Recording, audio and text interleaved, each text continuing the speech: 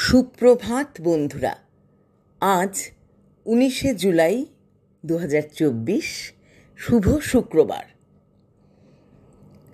আজ প্রভাতী চর্চায় চলে এসেছি প্রেমেন্দ্র মিত্রের কবিতা নিয়ে, হঠাৎ যদি।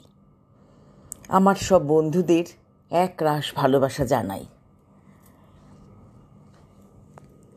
আমি কবি যত কামারের আর কাঁসারির আর ছুতরের মুটে মজুরের, আমি কবি যত ইতরের, লিখেছিলেন প্রেমেন্দ্র মিত্র। একেবারে মাটিতে নেমে খুব কাছ থেকে সাধারণ মানুষকে ছুঁতে চেয়েছিলেন এই কবি।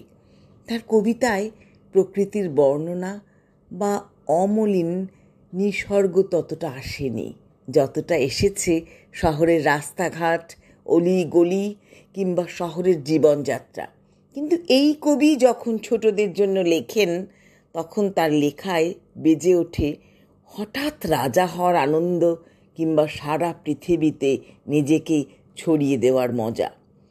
শুধু কবিতা নয়, কিশোরদের জন্য গদ্য রচনাতেও তাঁর জুড়ি মেলা ভার। কল্পবিজ্ঞান, গোয়েন্দা কাহিনী, ছোট গল্প সবেতেই তিনি অনন্য। কিশোরদের জন্য ঘনাদা চরিত্রটি তার অপূর্ব সৃষ্টি। ফেরারি ফৌজ, সাগর থেকে ফেরা তার লেখা কয়েকটি বই। এবার আসবো হঠাৎ যদি।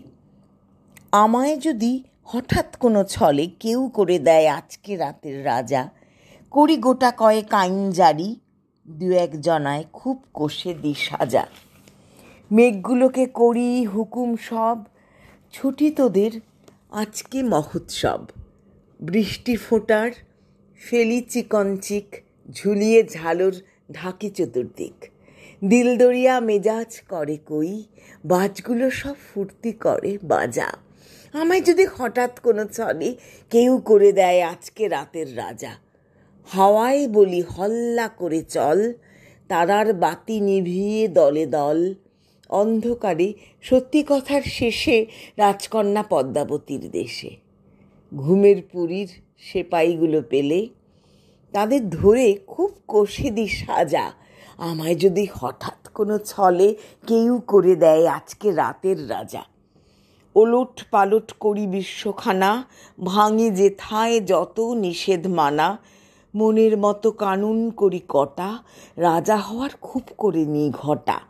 সত্য তা সে যতই বড় হোক, কঠোর হলে দি তাদের সাজা।